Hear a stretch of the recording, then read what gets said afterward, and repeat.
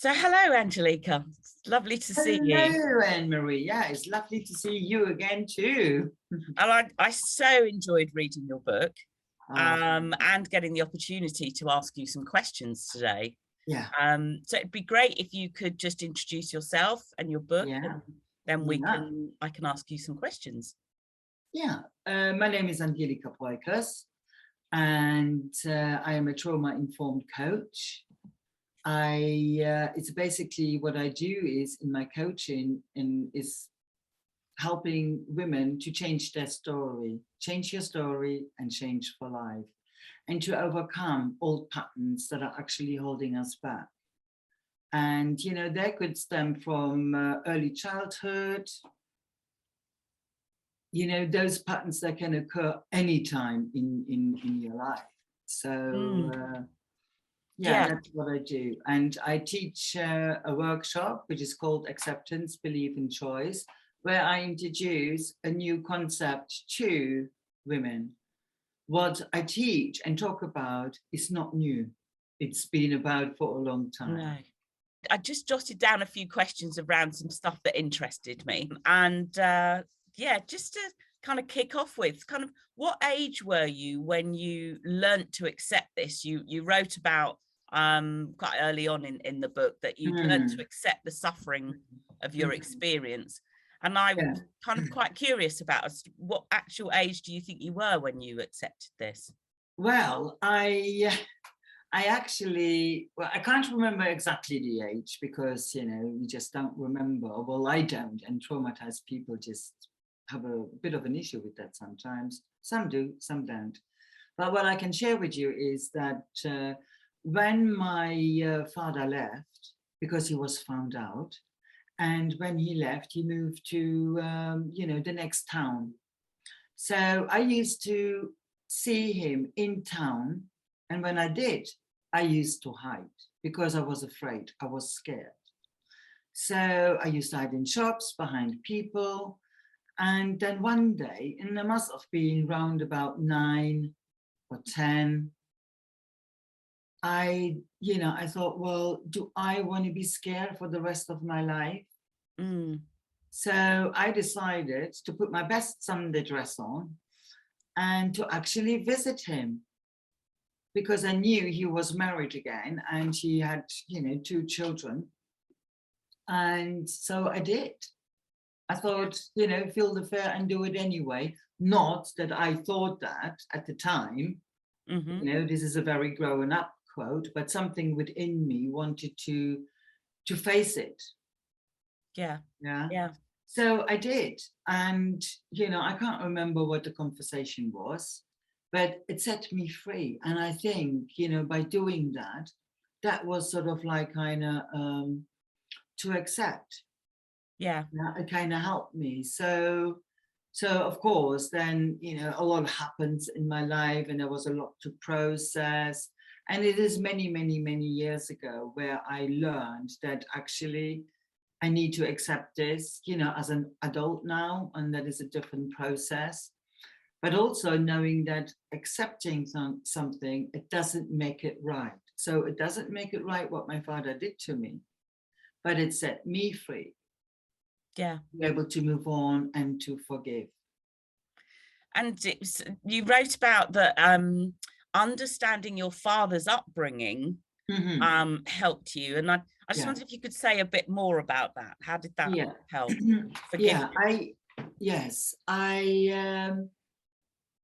His mother died after his birth.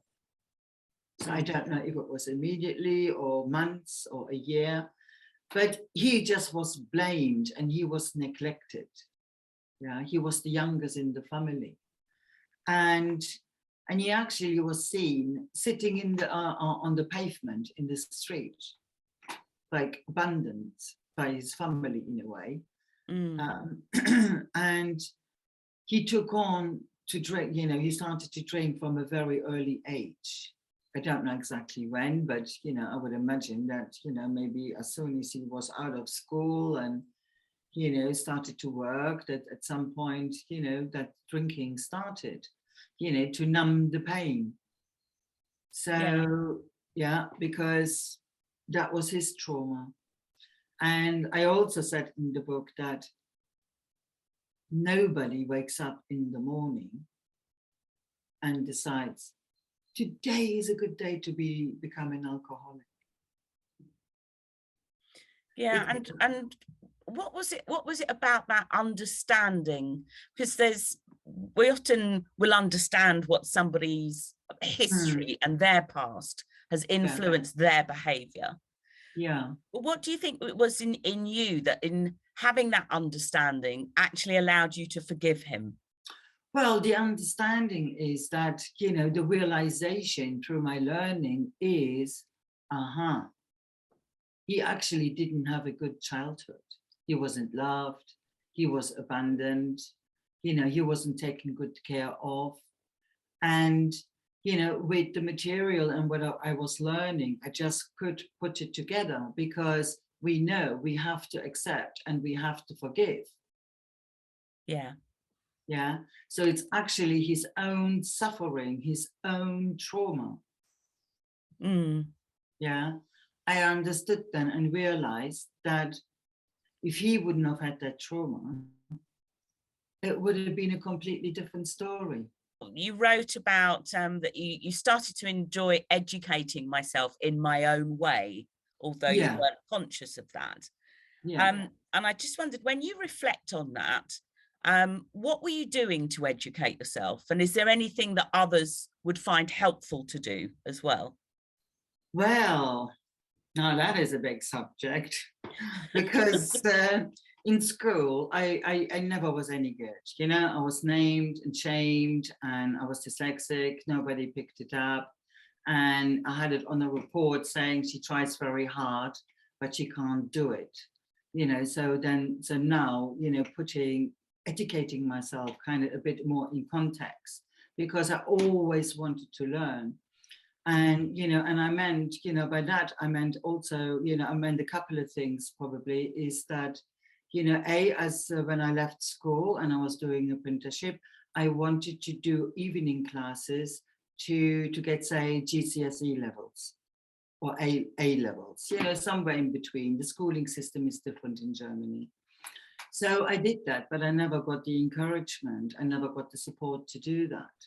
So when I went on keeping trying, it's like I just came across books.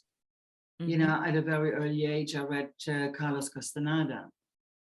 I read books from Hermann Hesse, Siddhartha. So I just started this journey to, you know, educate myself in a different way, even though I wasn't aware of it at the time. It just was an interest, and these books, they resonate with me. And I was reading some of the Sufi books, you know, with the quotes, and to get different stimulation in my mind and my thoughts. And do you say there's anything in particular there that would help other people? Yeah, it would. It's very, I think it's very personal to each individual, because we are all different. But, you know, tapping into finding the books that they're interested in, that are in a similar way. You know, Carlos Castaneda, that is about the journey, about shaman, and about the journaling and of this, the writer that wrote the book. You know, he's actually going through the processes. It's findings are called, well, let's say spiritual or self-help or personal development books. Because when I grew up and when I read them, I wasn't aware of personal or self-help books. It's only later in my life I came across all these books. I mean, yeah, you know, I started with one book called The Planet of The Only Planet of Choice. And then it went on to Caroline Myss, who is a spiritual teacher. I read, God, this goes back so long, you know, Donald Welch, Conversation with God. Yeah, it's finding, and once you make the start, it will actually, the books that will come to you. I used to go into a bookshop, you know, to spiritual section or self-development. What is it that I need to read? And sometimes a book, oh yeah, you're drawn to it. You know, it's trusting yourself, your intuition to to do that, because every journey is unique to a person, even though similar things happen, but we respond quite differently because we are all unique. And that links so nicely to your ABC program, Yeah. which is all about self-development and Yes. awareness. It is. It is. Because, it is without accepting, we can't move forward. Because if we don't accept what has happened to us or has not happened to us, we continuously in the past, and feeling bitter about it, feeling annoyed, having really, this can give people an attitude that is not actually very serving to them. Yes. Yeah? And it depends how you grow up, in what situation, environment you grow up, because we learn about our values and beliefs from our family, peers, from the world, from the media. And, and it's very important to become aware. What do I actually believe and what are actually my values? Because I realized I was living according to other people's values and beliefs. Yes. Believing that I wasn't good enough, I'm stupid, she can't do that. Yeah. All the negative comments that we kind of collect. And, and a child, and as you know too, is the first 7 years, and it starts in the womb. We observe or we take in everything that is said around us, the way we treat it, soak it up like a sponge. So when we become after 7, it's like we have this little personality, but it is not necessarily ours. Yes, and those beliefs that and it's interesting for people to hear that it starts at such an early age, because we often feel, oh, I can't remember what happened before I was 7. Yeah. But there'll be things within that time, as you're, describing to us, that so much influence our beliefs as adults.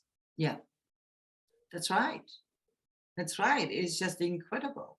And it's like we can change that, because that is the story that goes on in our head, and we think about it all the time. We have this dialogue going on, repeating it very silently to ourselves. We tell other people, and and with that way we're keeping the same energy. Yeah. You see, and by accepting and looking at our attitudes, and acknowledging and finding out where we are in life, then we can actually start to make changes and think, that is actually very negative what I'm thinking about myself here. And we can change the story to a story that we want to experience. Yes. And because there's that negative thoughts about yourself, which I'm guessing also then will be reflecting a negative thinking about other people. Yeah. There is people that have experienced trauma, and I want to say that I like to de-traumatize the word trauma, because it's wounding. There's so many different traumas. People think, oh well, it's sexual abuse or rape and other severe traumas, but actually it means wounding, and we're all kind of wounded one way or the other. Just from what you were just talking about there, because yes, people generally will think of trauma as something quite big. So with the examples that you've given, and of course there's lots of big trauma in your book.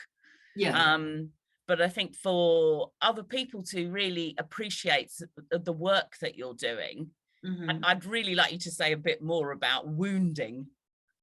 Because that feels more applicable to everybody in the community. Absolutely, because I always say, even though I share my story, and and even though people, oh well, I didn't experience that, developmental trauma and so on, But there are moments, you know, some people, they have been bullied. Yeah. Some young children, they're not heard in school. Yeah. They you know, they misunderstand. But then that's lodged in, that misunderstanding, because nobody can explain to them or doesn't explain. Well, actually, that's not what I meant. Yeah. By a simple actions or a few words. Yeah. A relationship. Yeah. Breakup can be wounding, you know, and we have different types of trauma, developmental trauma. So that means from a very early age, somebody living in, say, for example, in domestic violence, where a child is continuously in fight and flight, you know, looking out to be safe. Then there is shock trauma through an accident. Yeah. Then, you know, there are the traumas of being, you know, just being kind of, I say just being, I don't mean that, but, you know, some trauma is due to physical, to beating somebody, you know, a violent relationship. Yeah. Yeah. And I think when I was reading it, it made me think about, and now again, when you're talking about wounding rather than trauma, Yeah. and that early 7 years, that probably one of the most common places your wounding will come from is from your parents. That's right. And that is not to blame the parents, you know, because learning comes, how we behave, you know, comes from our parents, and the parents have learned it from somewhere as well. Yeah. So it's breaking the cycle, and that is not a blaming. They're doing the best that they can do, because nobody gives a parent a manual. No. You know, and say, this is what you do, you know, avoid this, avoid that, you know. I mean, everybody be on tender hook all the time, you know. So it has to, you know, life has to have a natural process, you know, flow. But that is where it comes from. And in school, Yeah. yeah, anything that's, you know, wounding, anything that gives you that has happened and that is upset, or you feel pain, or it makes you sad, it comes from somewhere, you know. It's been left out, simply being left out, not feeling included. Yeah. And feeling of not belonging. And I'm going to just stay with the beliefs a moment, because I don't think people really appreciate how much those early beliefs impact on how they then behave. Yeah. Much later on in life. That's because right. It feels such a long time ago. Yeah, that's right. So how does your work help with beliefs? How do you help somebody change their beliefs? Well, you know, in my one-to-one sessions, I use my intuition, but I listen to what they say, the language they use to describe themselves or the situation. I always wanted to do that, but I never have been able to do it. And then I will express in, okay, what did you want to do? Why do you think that you can't do this? Maybe change a job or go traveling, whatever it might be for that person. Oh, well, I always have been holding back a little bit and adventurous. And then through asking questions to get to the cause of it, is like, she always was told that, oh, don't take any risks, don't have any adventures, you have to be careful, not to get hurt, not to do anything wrong. So by asking to listen to what somebody tells me, and they say, well, I always thought I was not good enough. Well, who told you that? So and so.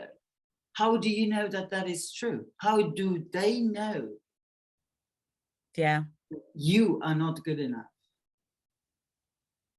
Yeah. How do they know that? It's a lie. It's really challenging, that their beliefs that they have. So it's challenging the belief, and you know, the sayings that we just roll off our tongues. Oh, well, I can't do that. I'm stupid. Well, how do you know you're stupid? Yeah. So it is, but in a very compassionate and gentle way. And, you know, and the women, or, yeah, they, you know, when I work with them, they want to find out, they want to make changes, they want to change their story. Yeah. One of the things that you wrote about that you found very helpful for yourself was around focusing on the positive things. I think you wrote about that, particularly when you were in a job, I think that was that's it. Yeah, that's it. It's go on. And I just wondered, how did you kind of know to focus on those positive things that you were grateful for? Through my learning, through reading books, yeah, to be always wanting to educate myself about this subject, about helping people to overcome challenges.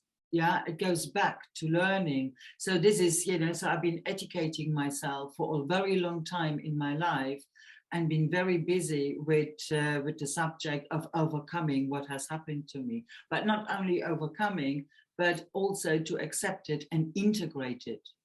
Yeah. Yeah, to integrate it in me. I used to push the other part of me. I used to push it away. That is not me. Yeah. But it is me. And it's okay. I am okay to be who I am, with all the shame and with all the, you know, experiences that I had.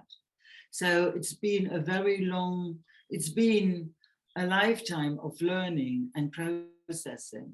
So I learned, and I put it into practice. You know, some people go to courses and then they take the material and then they put it on the bookshelf, and that becomes shelf development. They don't take it any further. They don't do the exercises, and, you know, and sometimes people need a bit of help to motivate them. So, you know, that instant is like, I knew, I learned, and I knew, and I put it into practice, not to give the situation that wasn't positive for me, not what I wanted, because I wanted time off, to go on to another course, for self-development and personal development. And through the circumstances, my manager said no. And I said very nicely, you know, well, you know, okay. Well, I gently told her what I thought. And then I thought, right, we're leaving this over here. If it is meant to happen, it will happen. And I just moved on. I focused on, right, yeah, if it meant to be, it will be. Because, you know, when you think about it, there is no point go, she's not a very nice person, you know, and that is not necessarily true. She's been a manager. She is looking at the situation, you know, and she couldn't afford at the time to say, look, I can't, you know, to let me have time off, you know, but then we build that story, don't we? And that doesn't serve us. So by taking the focus off and accepting it, we're not sending energy out we're not feeding the unwanted situation. Yeah. And then the energy has time to sort itself out. And I think that's what I really took from that, in that if you focus on the positive things and things you're grateful for, then your energies are going in a different direction. In that direction. That's right. Because where the thought goes, the energy will flow. Yeah. You know, it's like an example that I use is, have you ever had a friend or family member going, I knew this was going to happen? Yes. Why? Yeah. Because that's what they've been thinking about. Yeah. That's what they've been focusing on. Energy is very powerful. You know, words, thoughts. You know, we do live in a world of energy. So, you know, and it's like when we want to achieve something, it's like, you know, we need to tune into the right frequency to actually, you know, getting all the, you know, to making it work. Because if it is not, and that means having your stories straight, having your thinking straight, and if you fall off the wagon, come back, don't beat yourself up and stay tuned in, you know, because it's like when you went on the radio, you tune into the whatever your favorite station is. If it is not exactly tuned, you don't get music. You get lots of crackling. Yeah. Yeah. Yeah. That's a very good analogy. So, Mm. so when you've worked with people with their beliefs and kind of them moving into choice, Mm. and for the person, it's I imagine having done looking at reading the book and for thinking about the people going through your course, the choices can then be very wide. Yeah. Because if they now understand their beliefs and they know, they will see choices that they haven't seen before. That's right. That's right. You know, and choice is very interesting because, you know, we do have a choice. And some people would perhaps disagree with me. But even if you don't have a choice, you have a choice to sit down, to find a quiet moment and see what comes to you. Yeah. What your intuition, what your higher self kind of shows to you. And even if it is nothing that comes through, you had a choice to take a moment to reflect and perhaps accept and seeing the situation as it is. And then it's like, okay, let's see what's going to happen. Yeah. You know, and that is a nice choice. And, you know, other choices, yeah, I can go and learn this. You know, I don't have to be putting up with the situation I am in. I can make a plan and take a step at the time, you know, to make that change. And what just comes to my mind is what I always say is that, you know, my truth is nobody else's truth. Mm-hmm. Yeah. People have to find their own truth. You know, I can give different perspectives, and, you know, some of it resonates and some of it doesn't. Yeah. And even if I tell, you know, sounds like telling somebody, if it sounds like I'm telling somebody what to do, I am not. I'm just giving a different perspective, because I just need to be able to be able to speak freely in the flow, rather than, oh, I can't say this or I can't say that. You know, that's also very important because it's about self-empowerment. Yeah. And showing the different perspectives, because the life that I had to live continuously out of my, you know, out of the box, on almost on a different level and on the edge of life, on the edge of the cliff, which made me think in different ways. Yeah. And I think what feels quite powerful for me in listening to is the way you were saying around people can say, I choose. Yeah. And in just being, for someone to be able to say that they chose that for themselves, Yeah. not because somebody else told them or Yes. they felt they should do it, but just those, Yeah. I choose, this is my choice. Yeah. Yeah, you said a very good word there. It's like when you should, oh, I should do this, we're not being authentic. No. Yeah, we are probably pleasing somebody. Yeah. Yeah, and it's so difficult for people to be authentic sometimes. You see, and the work kind of takes the layer away, it's like onions, and, you know, it's helping people to reconnect or connect with who they really are. Yeah. I think our lives, the whole kind of the way our lives are is set up for shoulds. Yeah. It's lots of shoulds that Yeah. you just fall into as you Yeah. grow. Yeah, there is the immediate environment, which is family and friends, but also we have the external environment, which is the media, the news, the world, you know, the systems and social media. And, you know, what I find is, what I believe and see is that we are very much pulled out of ourselves to live in that external world. Yeah. According to their words, oh, you should do this. Oh, yeah, you need to be like this. You need to wear this, or you need to do that. And if you don't do that, then you're not accepted. Yeah. Yeah. And it's coming back within ourselves. Yeah. Yeah. And we can be drawn out there, you know, I mean, it happens to me sometimes. And then I will, no, come back. Mm. You know, come back.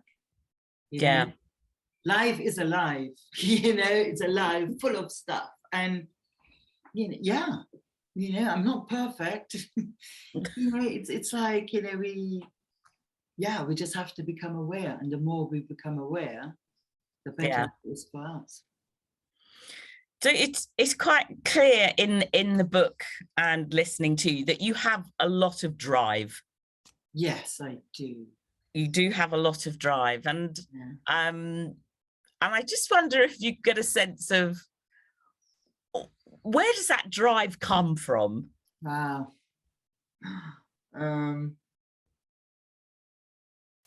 Well, I think that we are born with tools to help us to overcome what we need to overcome. And we still have a choice. Some people do, some people don't, you know, use those tools. And, you know, when I look back on my life, it's like, my God, where is this coming from? Yeah. Where is this coming? I mean, it's just incredible, this drive, keeping going when you get knockbacks. And perhaps it's because I feel it is my purpose to do what I'm doing right now. Yeah. And that the courage, you know, one has to have courage, the will, the determination is just very strong in me to succeed, to help people to end their suffering. Yeah. Because I understand suffering. Yeah. Experience it on many different levels. And there are still people out there that had worse experiences in life, worse wounding than I had. You know, but it's just this, you know, having lived a life where, you know, it was just unjust, and it's like too much didn't happen, and, you know, getting to experience the things also equally that didn't happen and should have happened. Yeah. As equally as the wounding. So that combination, I suppose, you know, that just came to me. This is probably a combination for a chemistry for like, right, we've got to do something about this. Yeah. Seeing it from a very early, living it from a very early age. Yeah. It's just incredible how much drive comes across when you're speaking. Oh, thank you. Yeah. It's very, very powerful. Which makes me question about, well, okay, where's my drive? Have I got more drive? Can I get some more drive? Well, yeah, you can. Yeah. Yeah, Right. if it is right for you. Yeah. And your drive might come out in a completely different way. Yeah. Yeah. You know, and, you know, I'm not saying that there's comparison going on here, but that brings me to a point where, you know, to say, I say, well, my friend or these people that I know, you know, they're doing so well and they're so good. Let's not compare ourselves to other people. Yeah. It takes, we're giving our power away. Yeah. It's their life. They're living their life. We have to live our life. Yeah. And yes, you have more drive. It's almost like, you know, doing some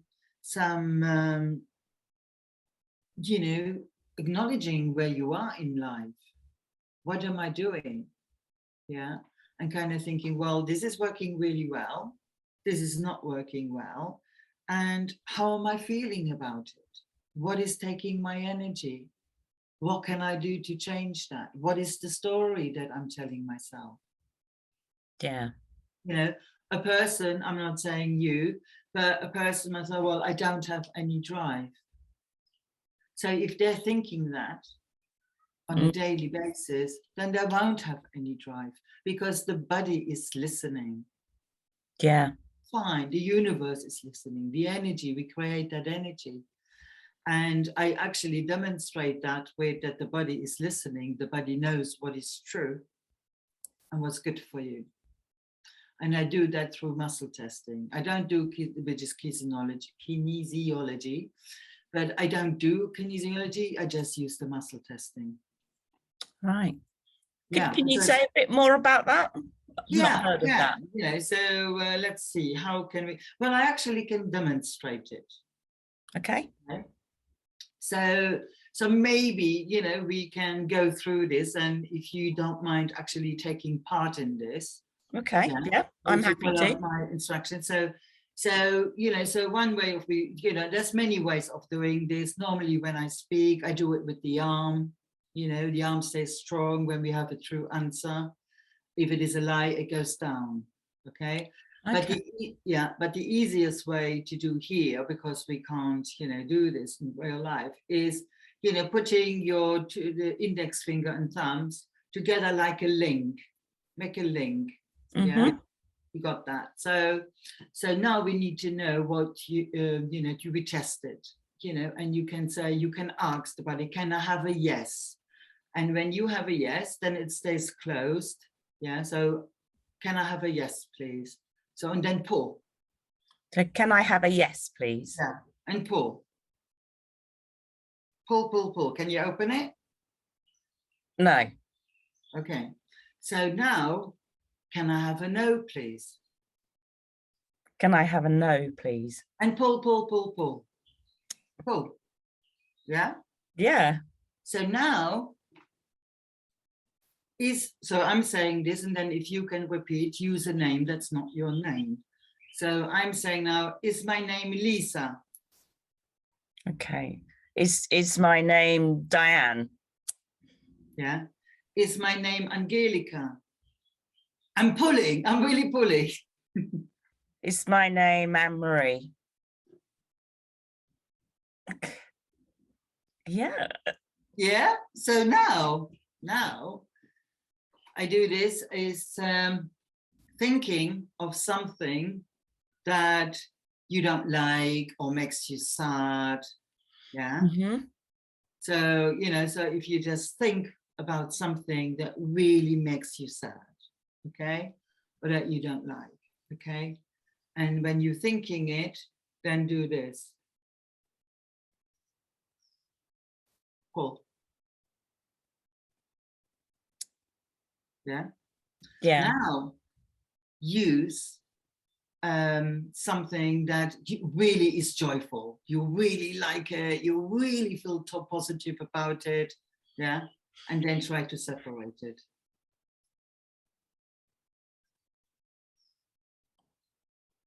Really pull. I'm doing the same thing, you know, because I'm thinking, I love what I'm doing. Yeah. I can't open it. Yeah. That's really interesting. So that demonstrates. So when people are thinking and using a language that is not supportive, the body is listening. Yeah. The energy is listening. It has an effect. And there is the water experiment from Dr. Emoto. And he uses water, a couple of drops of water, and this is easily, you find it in anybody wants to check this out on the website, Dr. Emoto. Yeah. And he's written the book, you know, he's, what is it? Written a book about water. And so a few drops of water, and those few drops of water are exposed to language that is not nice, you know, hate, and so on. And the water forms into really dark, kind of not nice looking crystals. Okay. Then you take water and you expose, you know, he exposed it, that was exposed to gratitude. Yeah. And kind words, and it formed beautifully. Yeah. So again, if you have a plant and you talk to the plant and you tell it how bad it is, it will just go But if you give it love and gratitude, oh, you are so nice.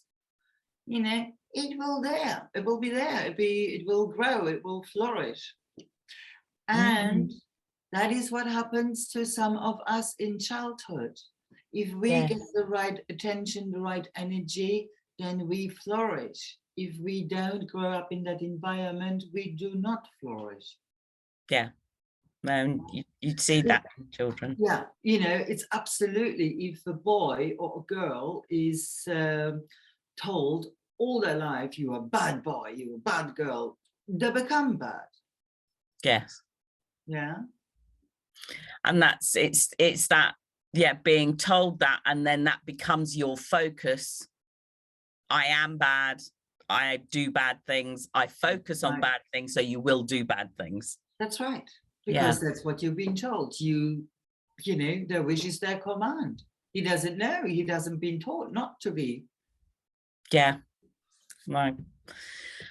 And then that reduces the choices that they have. That's right. Yeah. And that reduces the outcome as a life in their adult life, teenage life, adult life, young adult. You know, some maybe change it, they manage to do that, and maybe some don't. Yeah. So I've got one final question. Yeah. Which is kind of slightly different from where we've been with our talk so far. And it's about your dyslexia. Oh, yeah. And I'm curious as to what are the strengths that you find or you feel you have as a result of your dyslexia? Well, I think I've become a very good communicator, just not on paper, but in conversation. Yeah. I know I have to ask for help, so I became very good at asking for help. Yeah. Not necessarily that I always got it, but I did ask. It's like it's like, I don't know if it is a combination of the dyslexia and the life experience, but I'm very much aware of have very spatial awarenesses around me. You know, when people are coming too close, oh, that doesn't feel right, that doesn't look right. Yeah, it's just gifts that you go somewhere else to actually succeed, and you become very good at hiding. I'm not saying that necessarily is a strength, but you have to. You know, when I use the right notes, nobody would see them. I would be too embarrassed. But, you know, it gives individual gifts.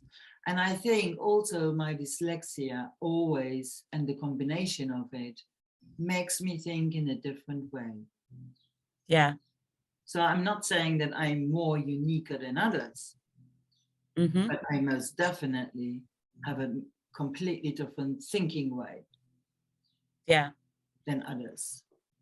And because that different thinking potentially means you see things in a different way. That's right, in a different way. You know, it's like people know the saying, you can't put a square peg into a round hole. You know, and people will, you know, associate with that. So, you know, and that gives you gifts, and you kind of think, really? Is that what they're saying true? You know, this could be for your, you know, immediate environment or more extended. Yeah. And I just really wanted to ask that and pick it up for anyone who's reading your book, who's, you know, who also has dyslexia and, you know, is feeling maybe that, you know, their dyslexia is really holding them back. Yeah. And, you know, and people think, what, you're dyslexic and you've written a book? Yeah, I did. With help. Yeah. And every dyslexia, as we know, every person is different, unique to each, you know, similarities. There might be similarities, but dyslexia is uniquely different to each person, to every person. And, you know, it's, you know, I asked for help and I needed somebody that I could trust, not because of my story, but because of, you know, the dyslexia, because there was so much shame put on that. in school when they didn't know I was dyslexic, but you know, that can come up. Yeah. And I found that person that I could trust, and I could really be writing who I am, you know, how I do. And she then would kind of, you know, I would repeat myself, and then I write a bit more, and then I'll repeat myself again, but in a different way. So it's continuously going round in a loop. So she kind of then, okay, cut here, and let's start again. You know, Yeah. and so, you know, and it was a great process, and I'm very thankful to her, grateful that she did that with me. Yeah. And You of know? course, she will also have got something from it. Absolutely, absolutely. Yeah. That's right. Yeah. You know, Well, thank you very much for spending some time and sharing with us this great story and the work that you're doing. thank you. Is there anything else you'd like to add? Yeah, I actually do, and it's related to being dyslexic. Is that stress makes our dyslexia worse? Mhm. And what I find is when I feel calm and my brain is calm and my nervous system is calm, then the dyslexia quietens down. Yeah. Yeah. And certain tasks and what we want to do become more manageable. Yeah. Yeah. And, you know, like doing that, having a little meditation routine, or if people don't want to meditate, is go for a walk before you go to work or after work, you know, doing something that, you know, is similar to a meditation. Yeah. Yeah. And what suits the person, because, you know, if that person has also experienced wounding or, you know, trauma, but wounding, it is not so easy to be mindful, because the mind is full of other stuff. Yes. And it's not calm enough to actually, you know, so there's many people that say, oh, you've got to be mindful, but it's too much going on, you know, Yeah. too much chaos on, and so on, you know, but haven't learned to be, you know, so it's finding their own unique way to do that and Yeah. trying things out.